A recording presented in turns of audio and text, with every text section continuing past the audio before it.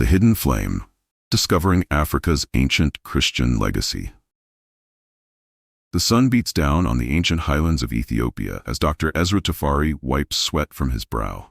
His hands, calloused from decades of archaeological work, tremble slightly as he examines the weathered parchment before him.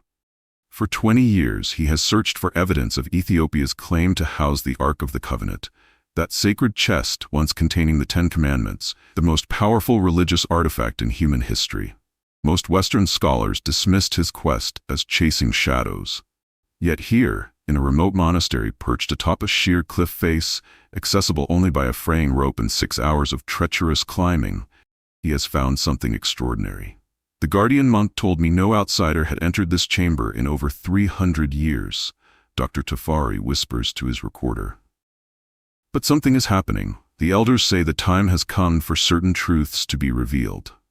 His voice catches. What I've found isn't just the location of the Ark. It's something far more profound. Evidence of an entire spiritual heritage that has been deliberately erased from Western consciousness. The parchment contains ancient Ge'ez script describing not just the Ark's journey to Ethiopia, but detailed accounts of books removed from Western Bibles, vivid descriptions of Jesus' missing years, and prophecies so specific about our current era that they defy explanation. As the elderly monk who granted him access lies dying, a 500-year tradition of secrecy stands at a crossroads. Continue hiding these truths, or finally reveal them to a world desperately in need of spiritual reconnection? What drives someone like Dr. Tafari to spend his life searching for such mysteries? The psychology behind spiritual seekers reveals fascinating patterns. Some are drawn by a profound desire for deeper understanding beyond the physical world. They hunger for knowledge that transcends conventional wisdom, seeking philosophical lessons about life, good and evil, and humanity's relationship with the universe.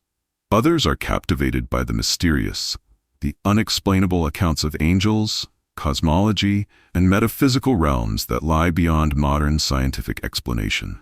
Many seekers are introspective souls on a journey of contemplation and self-discovery. They reflect deeply on life's purpose, their place in the cosmos, and profound moral questions. The ancient stories preserved in Ethiopia allow them to ponder existence, mortality, and meaning through symbolic narratives that speak to the deepest parts of human consciousness.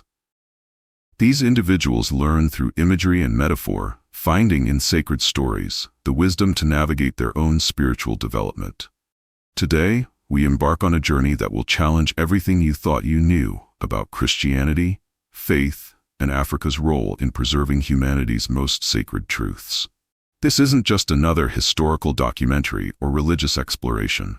This is a revelation that could fundamentally alter your understanding of spiritual identity, especially if you felt disconnected from your faith heritage. We will unveil 3 profound secrets that have been hidden from Western consciousness for centuries. First, we'll explore how Ethiopia, that ancient, proud land in the Horn of Africa, preserves the original unfiltered Christianity, including the actual Ark of the Covenant, and a Bible with books deemed too dangerous for Western consumption. Second, we'll delve into the Book of Enoch, a text quoted in the New Testament, yet mysteriously removed from Western Bibles, that contains prophecies about our current technological age, so precise they defy conventional explanation. Finally, we'll examine the shocking truth about Jesus' missing years, the 18-year gap in the Bible between ages 12 and 30, and the evidence suggesting his deep connections to African royal lineage that Western religious authorities systematically erased. To understand the magnitude of these revelations, we must first establish the historical context. While Europe remained largely pagan, Ethiopia embraced Christianity in the 4th century, becoming the world's first Christian kingdom under King Ezana of Aksum. But Ethiopia's spiritual lineage extends much further back, to around 950 BCE, when, according to Ethiopian tradition, the son of King Solomon and the Queen of Sheba established a dynasty that would rule for nearly 3,000 years until Emperor Haile Selassie's overthrow in 1974. This isn't just ancient history, it's a living legacy, While Western Christianity fractured into countless denominations through reformations, counter-reformations, and political machinations, the Ethiopian Orthodox Church preserved practices, texts, and beliefs dating back to Christianity's earliest days, untouched by Roman politics or European theological disputes. What makes this revelation particularly profound is how deliberately these African origins of Christianity have been obscured. History, as written by Western powers, conveniently minimized Africa's central role in preserving the faith. The question isn't just what was hidden, but why. What happens when we restore these missing pieces to Christianity's puzzle? What changes when we acknowledge that some of Christianity's most profound concepts were preserved not in Rome or Constantinople, but in the highlands of East Africa? As Dr. Tafari carefully photographs the ancient manuscripts before him, he knows he stands at a crossroads of history. "The monk told me something I'll never forget," he records, his voice now steady with purpose. He said, "The truth was never lost. It was preserved, and now it's time for it to return home." Africa's ancient flame, the Ethiopian Orthodox Church. Hidden in the highlands of Ethiopia burns a flame that has illuminated Christianity for nearly 2,000 years. While most Western Christians trace their religious roots to Rome or Constantinople, few realize that long before European cathedrals rose, before the Roman Empire legalized Christianity, before the first slave ship ever crossed the Atlantic, Ethiopia had already declared the name of Jesus Christ as holy. This was no borrowed gospel, no foreign faith imported by missionaries or colonizers. It was homegrown, rooted in the mountains of Axum, preached in the ancient Semitic tongue of Ge'ez, carried not by conquerors, but by apostles. The Ethiopian Orthodox Church stands as one of Christianity's oldest and most continuous traditions. Its origins trace back to Acts 8, where we meet an Ethiopian eunuch, a royal official in Queen Candace's court. While traveling home from Jerusalem, he encounters Philip the Apostle, who explains the prophecies of Isaiah. Right there, under an African sun, the first documented African baptism takes place. Many dismiss this as a minor footnote in Christian history, but for Ethiopia, it was the seed from which a mighty faith would grow. By the 4th century, King Ezana of Axum made a momentous decision that would forever place Ethiopia at the forefront of Christian history. In 330 CE, he became the first monarch in history to declare Christianity the official religion of his empire, before Constantine fully embraced Christianity for the Roman Empire. The faith spread through the teachings of Frumentius, a Syrian Christian who had been shipwrecked on Ethiopia's coast and rose to become an advisor to the royal court. Later consecrated as bishop by the Patriarch of Alexandria, he returned to Ethiopia not just with scriptures but with sacred authority, becoming known as Abba Salama, Father of Peace. What makes Ethiopia's Christianity unique isn't just its age, but its unbroken continuity, explains Ethiopian scholar Dr. Faisal Marawi in a recent lecture displayed on Dr. Tafari's tablet. Unlike other ancient Christian communities that were conquered, converted to Islam, or dramatically reformed, Ethiopian Christianity maintained its practices, its texts, and its identity through nearly 17 centuries of uninterrupted practice. But the most extraordinary aspect of Ethiopian Christianity lies in its royal lineage, a connection that elevates it from mere religious practice to divine covenant. According to the Kebra Nagast, Glory of Kings, Ethiopia's national epic, when the Queen of Sheba journeyed to Jerusalem to seek Solomon's wisdom around 950 BCE, she returned not only with knowledge but with a royal heir in her womb. This child, Menelik I, would later visit his father in Jerusalem, and according to Ethiopian tradition, return with something of incalculable value, the Ark of the Covenant. This is not presented as metaphor or allegory, but as historical fact. The Ethiopian Orthodox Church maintains that the original Ark, the gold-plated acacia chest built to house the stone tablets of the 10 Commandments, resides to this day in a chapel beside the Church of St. Mary of Zion in Axum. Unlike Indiana Jones's fictional quest, this is a living tradition with a dedicated guardian monk who spends his entire life within the sanctuary, never leaving the sacred grounds once appointed. Dr. Tafari's research had led him to this very chapel years ago, but like all outsiders, he was denied entry. The secrecy surrounding the Ark isn't about denying its existence, he notes in his journal. It's about preserving its power. The most sacred object in human history isn't meant to be a museum piece or tourist attraction. It's a living covenant. This sacred covenant extends throughout Ethiopia. Every Orthodox church contains a tabat, a consecrated replica of the Ark housed in the most holy inner sanctuary or mekdes. No one may enter this sacred space except designated priests, mirroring the Holy of Holies in Solomon's temple. The presence of the tablet transforms each church into a vessel of divine presence. Indeed, Ethiopia's spiritual treasures extend far beyond the Ark itself.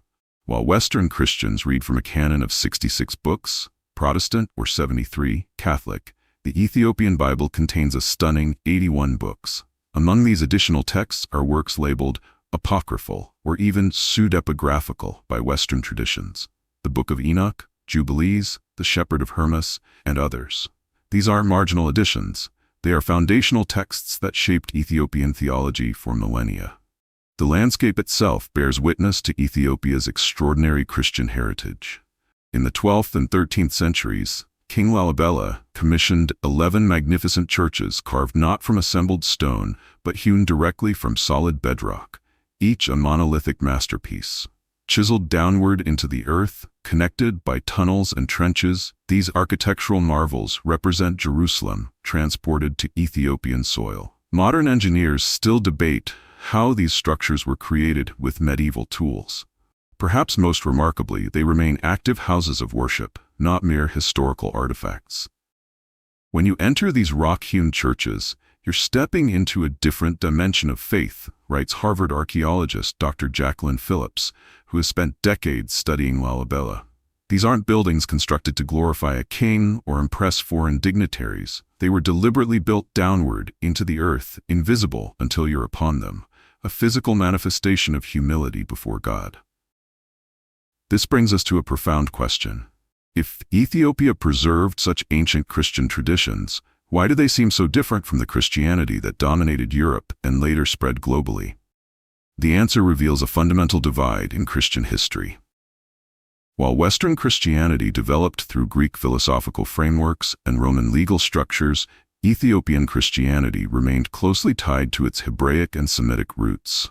The Ethiopian Orthodox Church maintains practices like male circumcision, observance of Sabbath, while still celebrating Sunday, and dietary restrictions similar to kosher laws. Female clergy do not exist. Priests must be married, except for monks, and worship incorporates distinctive elements like drumming, dancing, and the use of prayer staffs and sistrums, ancient rattles. Most significantly, the Ethiopian Church holds a unique theological position known as miaphysitism, the belief that Christ has one united nature that is both divine and human, rather than two separate natures as defined by the Council of Chalcedon in 451 CE. This theological difference, seemingly abstract to modern ears, led to the first major schism in Christianity, with Ethiopian, Coptic, Armenian, and Syrian churches taking one path, while Roman and Byzantine churches took another. What we're really seeing, explains Dr. Tafari, flipping through his notes, is not just two different interpretations of Christianity, but two fundamentally different approaches to faith itself. Western Christianity increasingly systematized, categorized, and rationalized belief. Ethiopian Christianity preserved the mystery, the direct experience, the embodied worship that characterized the earliest Christian communities.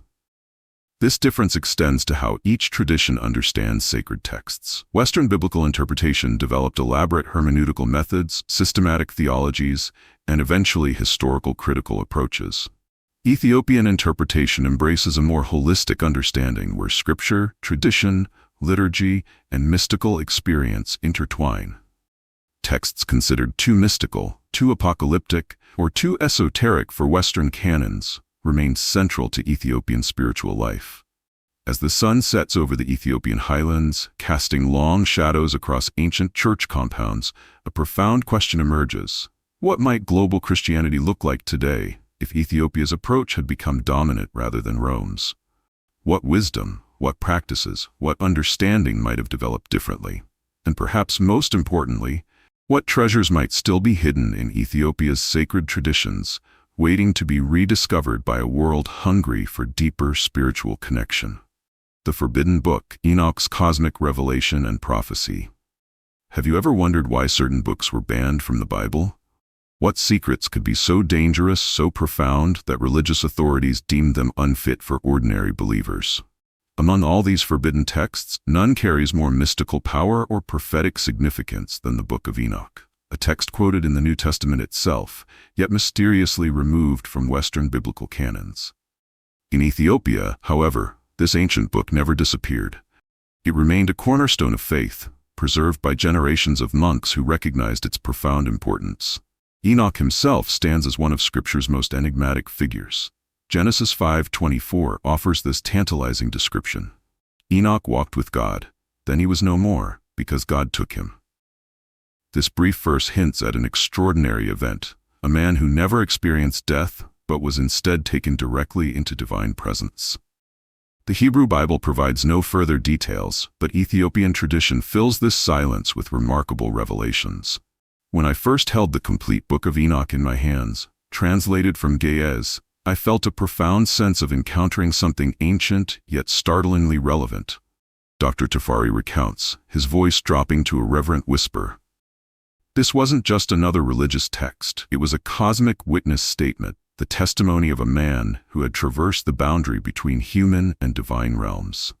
According to Ethiopian manuscripts, Enoch was the seventh generation from Adam, the great-grandfather of Noah, and a direct descendant of Seth.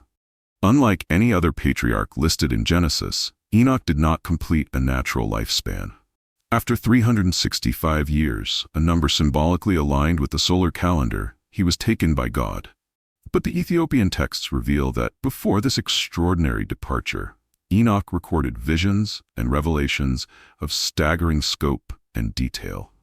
The Book of Enoch isn't a single narrative, but a collection of 5 distinct sections, each unveiling different dimensions of cosmic truth. The first and most dramatic section, the Book of the Watchers, begins with a revelation that shakes the foundations of conventional biblical understanding. The true cause of the corruption that led to Noah's flood. Enoch describes 200 angelic beings called Watchers, led by Semyeza, who descended to earth at Mount Hermon. These powerful entities were assigned to observe humanity but instead crossed a fundamental boundary. They took human wives and produced hybrid offspring called Nephilim, described as giants who brought violence and chaos to the world. But their transgression went further. These fallen angels taught humans forbidden knowledge, metalworking, weaponry, cosmetics, sorcery, astronomy, and other arts that accelerated humanity's corruption. Many dismiss this as mere mythology, notes Dr. Tafari, but ancient traditions across multiple cultures contain similar accounts of divine beings interbreeding with humans and producing mighty offspring. What if these weren't myths, but garbled memories of actual events? The Ethiopian Church has always treated these accounts as literal history. This cosmic rebellion prompted divine intervention. God dispatched the archangels Michael, Uriel, Raphael, and Gabriel to bind the Watchers, eliminate their monstrous offspring, and prepare for the cleansing of the world through the flood. Enoch himself served as the intermediary between these imprisoned spirits and the divine court, delivering the verdict of eternal judgment. This narrative provides a profound alternative explanation for the flood, explains Ethiopian theological scholar Abba Yohannes in a document Dr. Tafari discovered. It wasn't simply human wickedness that prompted divine judgment, but a cosmic invasion, a corruption of creation at the genetic level by entities who violated the boundaries between heaven and earth. The second section, the Book of Parables or Similitudes, contains perhaps the most remarkable prophetic content. Here, Enoch records visions of a divine figure called the Son of Man, the Elect One, and the Righteous One, a heavenly being who exists before creation, sits beside the Ancient of Days, and will eventually judge the world, casting down the mighty and vindicating the righteous. What makes this extraordinary, Dr. Tafari emphasizes, is that these descriptions of the Son of Man written centuries before Christ perfectly foreshadow New Testament portrayals of Jesus. In fact, Jesus himself adopts the title Son of Man more than any other self-designation in the Gospels. The connection is unmistakable, yet Western Christianity rejected the very book that provides the most detailed background for this crucial messianic title. The third section, the astronomical book, reveals Enoch's journey through the cosmos guided by the angel Uriel. He describes celestial mechanisms with remarkable precision, the paths of the sun and moon, the operation of the stars, and a 364-day solar calendar divided into 4 perfect quarters. Each season begins on Wednesday, the day God created the heavenly luminaries according to Genesis. This astronomical knowledge wasn't just theoretical. It provided Ethiopia with a sacred calendar for religious observances that maintained harmony with cosmic rhythms. Dr. Jared Greenfield, an astrophysicist who has studied ancient cosmologies, offers a startling assessment. What's remarkable about Enoch's astronomical descriptions isn't just their detail, but their metaphysical understanding of cosmic order. He describes celestial movements not as random physical processes, but as expressions of divine law maintained by angelic intelligence. Modern science has, of course, mapped these movements with mathematical precision, but Enoch presents a universe where physical mechanisms and conscious intelligence aren't separate categories. The fourth section contains the Book of Dreams, where Enoch witnesses symbolic visions of Israel's history and humanity's future. Using animal symbolism, righteous humans as sheep, corrupt leaders as wild beasts, fallen angels as stars, he traces the spiritual evolution of humanity from creation to final judgment. The fifth section, the Epistle of Enoch, delivers ethical teachings and apocalyptic warnings, emphasizing the reality of divine justice and the eventual reversal of fortune between oppressors and the oppressed. What makes these texts particularly significant today are their prophetic elements that seem to describe our current era with uncanny precision. Enoch predicts 3 signs that would mark the final age of human history, signs that align disturbingly well with contemporary conditions. The first sign, described in Enoch's astronomical sections, warns of a great disturbance in natural systems. The order of the stars shall be altered. The moon shall not appear at its appointed time. Time shall speed up like a wheel rolling downhill.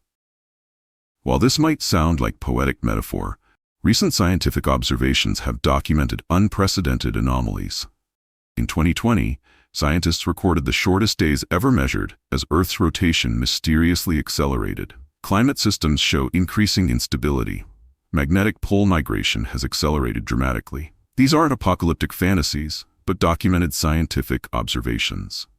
What's striking, notes climatologist Dr. Sarah Richards in a recent interview shown on Dr. Tafari's tablet, is that we're seeing system-wide perturbations across multiple Earth systems simultaneously. Atmospheric, oceanic, geological. It's as if the planetary regulatory mechanisms themselves are entering a period of instability. The second prophetic sign concerns humanity's relationship with reality itself.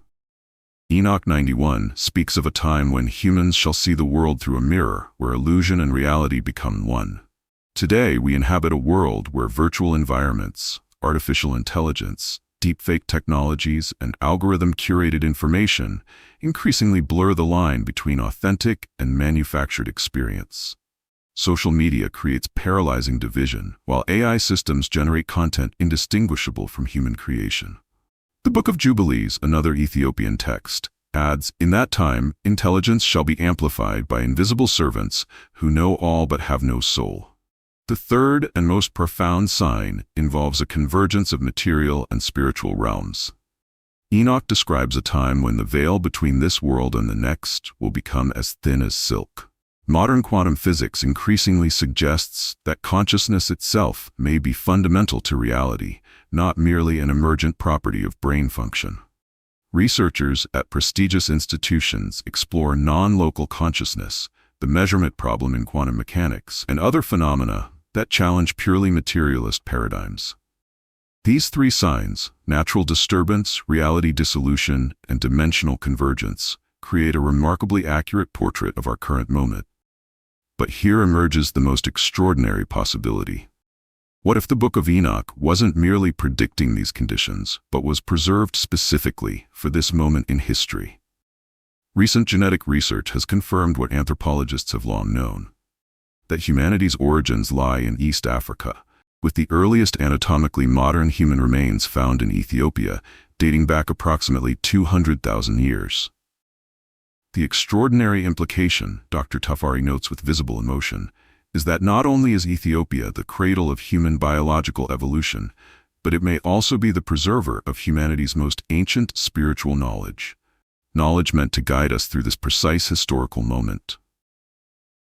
This creates a stunning convergence.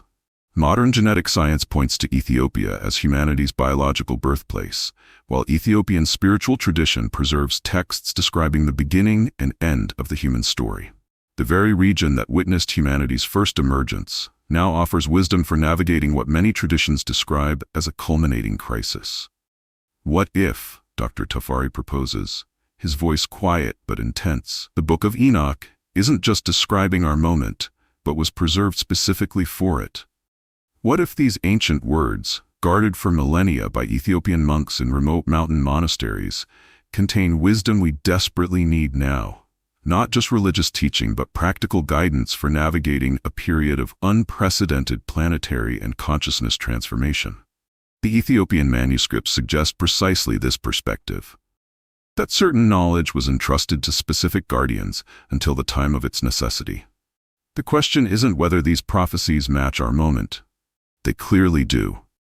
The question is what we should do with this recovered wisdom that speaks with such precision to our contemporary challenges. The hidden years, Jesus' African connection, and Ethiopia's living rituals. Have you ever wondered about the most glaring omission in the greatest story ever told? The Gospels introduce us to Jesus as a remarkable 12-year-old boy, astonishing temple elders with his wisdom, then suddenly jump to his baptism at around age 30.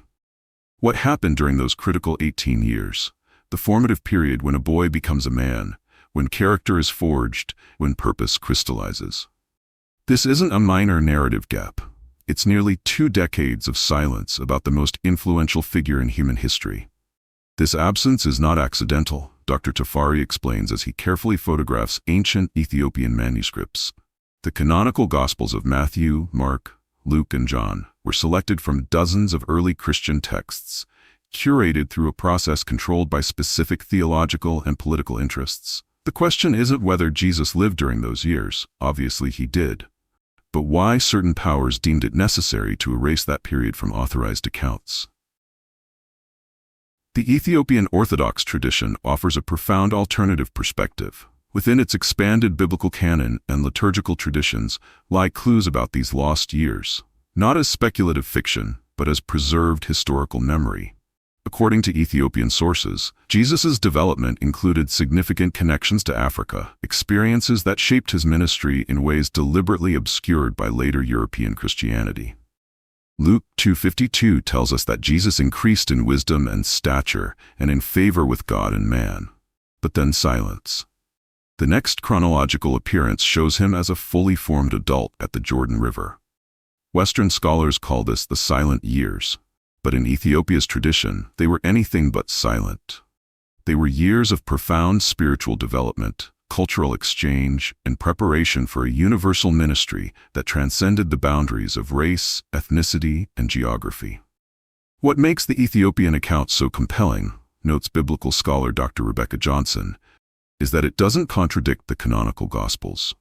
Rather, it fills a deliberate gap with traditions that make historical and cultural sense, explaining how Jesus developed the universal perspective evident in his later teaching. Among the most dramatic Ethiopian traditions is the account of the Holy Family's flight to Egypt, described in Matthew 2, verse 13-15. While Western Christianity treats this as a brief, temporary exile, Ethiopian sources describe an extended journey that took Jesus deep into African territory, including present-day Ethiopia. These traditions align with historical evidence of thriving Jewish communities throughout North and East Africa during this period. Remember, Dr. Tafari emphasizes, the borders we know today didn't exist then. The ancient world understood Ethiopia to encompass vast territories across East Africa. The connections between Jerusalem, Egypt, and the Kingdom of Aksum were well established through trade networks and diaspora Jewish communities. Perhaps most significantly, Ethiopian tradition suggests Jesus encountered the wisdom traditions of Africa during these formative years, experiences that would later influence his universalist message transcending ethnic and religious boundaries. His parables about seeds, harvests, and wedding feasts resonate with African storytelling traditions. His use of healing practices and his comfort with women in public settings align with African cultural patterns, less constrained by certain Middle Eastern customs. This isn't about claiming Jesus as exclusively African, clarifies Ethiopian theologian Abba Gebre Menfes Kidus in a recorded interview. It's about restoring the fullness of his identity as a bridge builder between cultures and traditions. The Jesus who emerges from Ethiopia's preserved memory is neither exclusively Middle Eastern nor African, but transcends these categories, exactly what we would expect from a universal Messiah. To understand how Ethiopia preserved these traditions while Western Christianity erased them, we must experience the living spiritual practices that maintain this memory. Nothing exemplifies this continuing tradition more powerfully than Timkat, the Ethiopian Epiphany celebration commemorating Jesus' baptism. Each January, the tabots, consecrated replicas of the Ark of the Covenant from every church, are wrapped in embroidered cloth and carried in grand procession by priests adorned in colorful robes and elaborate headdresses.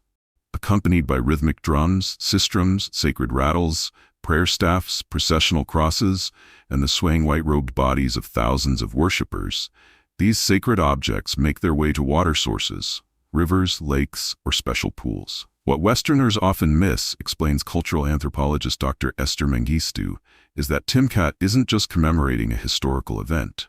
It's reenacting a cosmic pattern, the baptism that purifies creation itself. When thousands of Ethiopian Christians immerse themselves in these blessed waters, they're not just remembering Jesus' baptism, they're participating in the ongoing renewal of the world. The night before the main celebration, priests conduct an all-night prayer vigil beside the water. At dawn, water is blessed and sprinkled on participants, many of whom fully immerse themselves.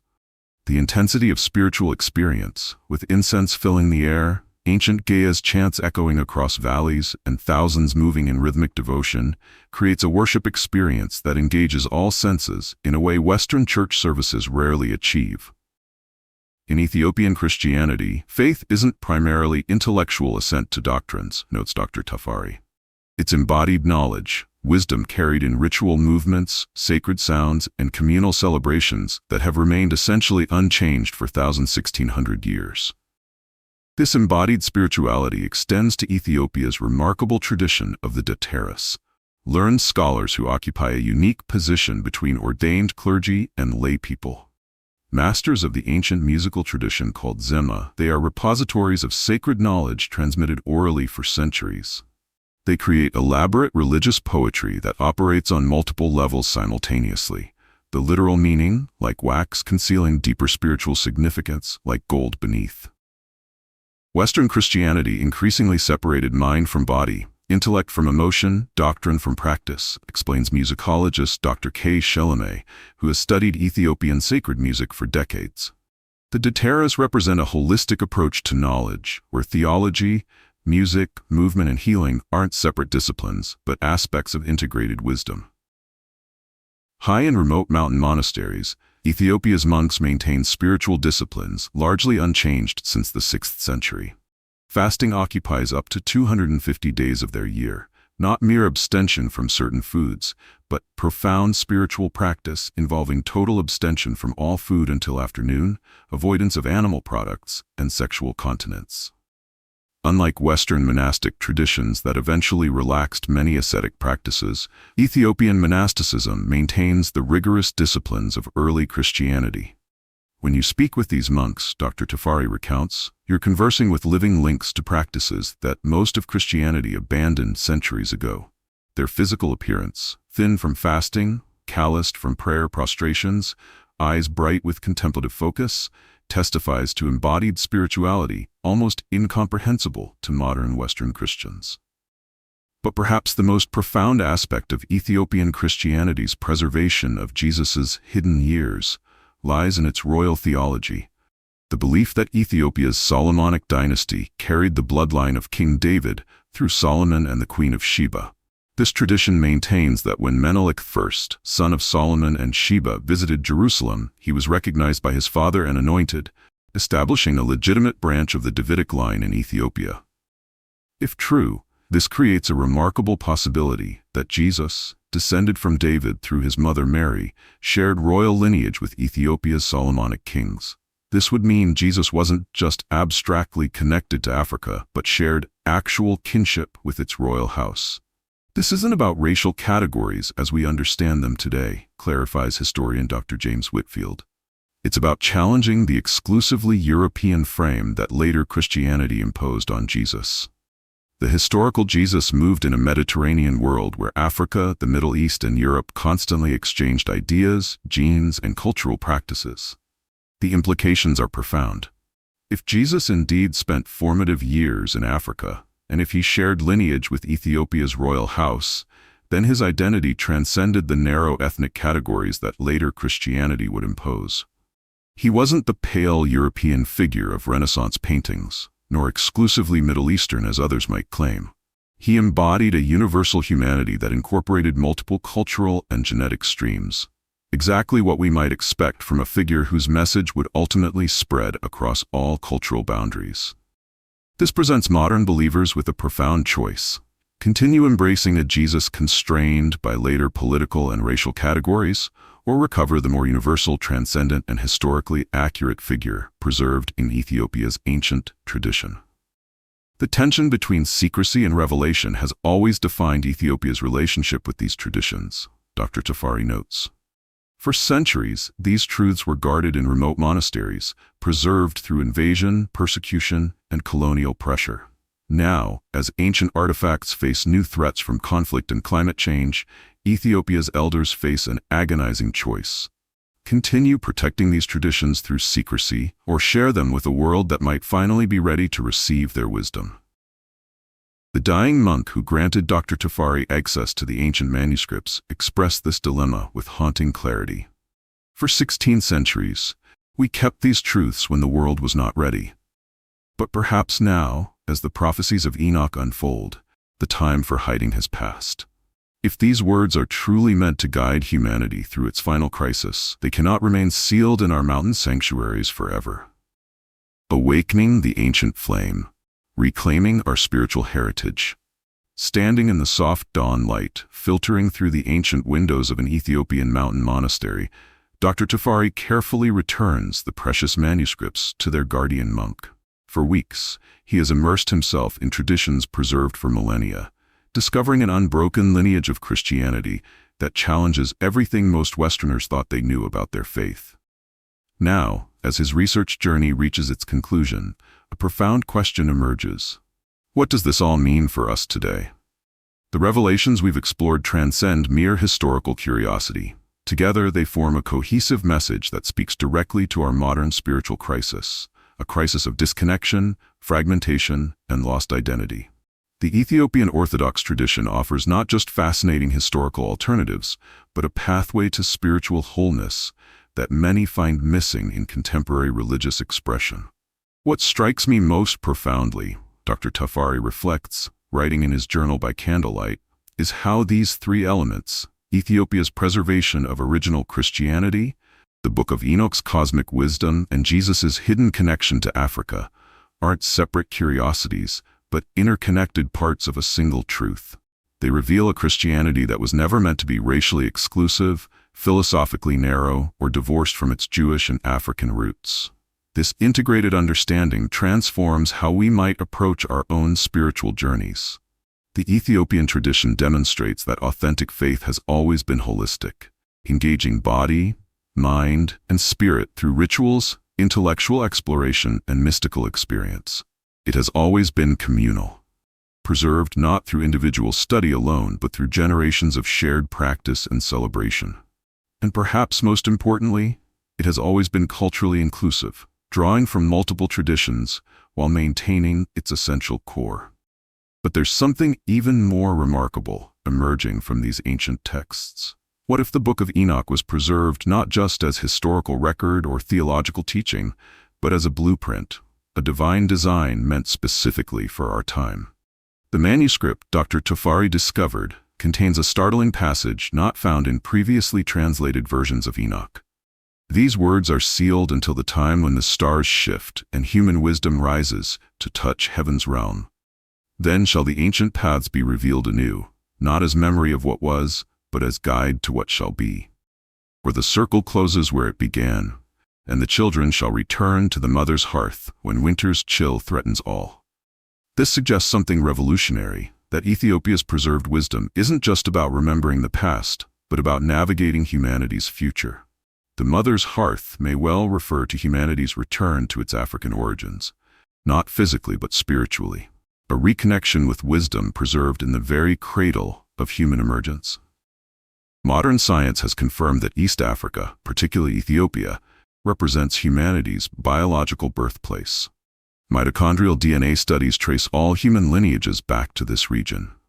Now we discover that Ethiopia may also have preserved humanity's most ancient spiritual wisdom, creating a remarkable convergence between scientific and spiritual understandings of human origins. This isn't coincidence, insists anthropologist Dr. Maya Josephs. The fact that Ethiopia both gave birth to the human species and preserved some of its oldest spiritual traditions suggests a profound pattern. As humanity faces unprecedented global challenges, perhaps we need to return to our source, not to regress, but to recover essential wisdom we've forgotten along the way. What might this recovery look like in practical terms? For individuals seeking to integrate these discoveries into their spiritual practice, several pathways emerge. First, reclaim embodied spirituality. Ethiopian Christianity never separated mind from body in worship. Its traditions of movement, music, fasting, and celebration remind us that authentic faith engages our full humanity. Consider how your spiritual practice might incorporate more physical elements, whether through sacred movement, meaningful fasting, or celebratory feasts that honor significant transitions. Second, explore the expanded biblical texts preserved in Ethiopia. While not seeking to replace canonical scriptures, books like Enoch, Jubilees, and others offer profound insights that complement familiar teachings. Digital translations of these texts are increasingly available, allowing everyone access to wisdom previously restricted to scholarly circles or Ethiopian monasteries. Third, reconnect with the universal Jesus revealed in Ethiopia's tradition, a Messiah whose identity transcended narrow ethnic categories and whose message drew from multiple cultural streams. This perspective heals the artificial division between African, Middle Eastern, and European Christianity, revealing them as regional expressions of a universal truth. Fourth, consider how the prophecies of Enoch might guide us through contemporary challenges. His warnings about environmental disruption, technological confusion of reality, and the thinning boundary between material and spiritual realms speak directly to our current moment. Rather than approaching these as doomsday prophecies, we might see them as navigation aids for a profound evolutionary transition. For communities seeking collective renewal, Ethiopia's tradition offers equally powerful insights. The preservation of sacred knowledge required not just individual dedication, but communal commitment across generations. Villages, towns, and entire regions organize their lives around sacred rhythms and shared responsibility for maintaining traditions. This model of spiritual ecology, where faith isn't segregated to designated buildings but permeates daily life, offers an alternative to the compartmentalized spirituality common in modern societies. Perhaps most remarkably, Ethiopian Christianity demonstrates how a tradition can remain faithful to its core while adapting to changing circumstances. Through invasion, political upheaval, modernization, and globalization, it has maintained continuity while remaining vitally alive, neither fossilizing into rigid fundamentalism nor dissolving into relevance-seeking compromise. What we're witnessing, Dr. Tafari explains in his final entry, isn't just the revelation of hidden history. It's the awakening of a memory etched into humanity's spiritual DNA, a memory preserved in Ethiopia, not just for Ethiopians, but for all people. As Enoch prophesied, when the time of great convergence arrives, the ancient flame would be uncovered to illuminate the path forward. The monk who had granted Dr. Tafari access to the manuscripts approaches as he completes his work. Though elderly, his eyes burn with intensity as he speaks. For 16 centuries, we have kept these truths when the world was not ready. But the stars have shifted as foretold. The time for hiding has passed. The flame must now spread beyond our mountains. He places a small, intricately carved wooden box in Dr. Tafari's hands. This contains seeds from trees that have grown beside our monastery since the days of Fermentius. Plant them where you live. They are slow to grow, but impossible to kill, like truth itself.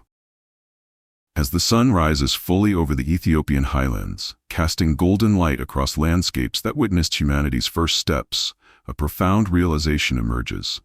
The journey we've taken through Ethiopia's preserved wisdom isn't about replacing one exclusive religious perspective with another. It's about recovering the universal tapestry from which all authentic spiritual traditions emerge, a tapestry woven with threads of African, Middle Eastern, and ultimately global wisdom. The ancient Ethiopian proverb seems especially fitting. When spiderwebs unite, they can tie up a lion. Perhaps the unity we seek between cultures, between traditions, between past wisdom and future challenges, has been preserved in these mountains all along, waiting for the moment when humanity would need it most. This isn't the end of the journey, but a beginning. The question now isn't just what we've discovered, but what we'll do with this recovered heritage.